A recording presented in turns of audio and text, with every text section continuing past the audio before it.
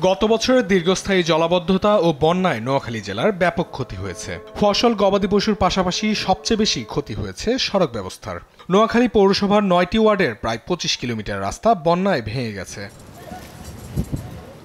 কিছু গুরুত্বপূর্ণ সড়কে সংস্কার কাজ শুরু হলেও অধিকাংশ সড়কের কাজই ঠিকাদারদের গাফিলতির কারণে থমকে আছে। ফলে সড়কগুলো দিন দিন চলাচলের অযোগ্য হয়ে পড়ছে। এসব সড়কে সামান্য বৃষ্টিতেই পানি জমে যায়, এতে চলাচল কষ্টসাধ্য হয়ে ওঠে। এছাড়া সন্ধ্যার পর থেকেই যান চলাচল বন্ধ হয়ে যায়। গত বন্যা যাওয়ার পর থেকে রাস্তা ভাঙি একবারে স্টেশন পর্যন্ত খুবই খাওয়া অনুপযোগী। চলাফেরা প্রচন্ড কষ্ট হইতেছে। চলাফেরা আমরা না পারে গাড়ি দিয়ে চলতে, না পারে হাঁটে যাইতে, না পারে কোনো একটা রিক্সা নিয়ে যাইতে।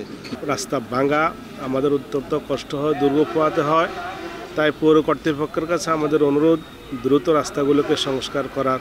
পৌর রাজস্ব থেকে ৩.৫ কিলোমিটার রাস্তার সংস্কার করা হচ্ছে, যা প্রয়োজনের তুলনায় অপ্রতুল বলে জানান নির্বাহী কর্মকর্তা।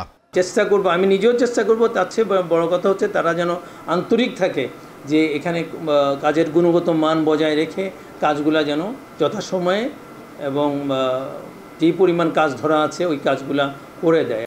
বর্ষার মৌসুমের আগেই দ্রুত এসব রাস্তা সংস্কার করে চলাচলের যোগ্য করে তোলার দাবি পৌরবাসীর। নিউজ ডেস্ক, দেশ টিভি।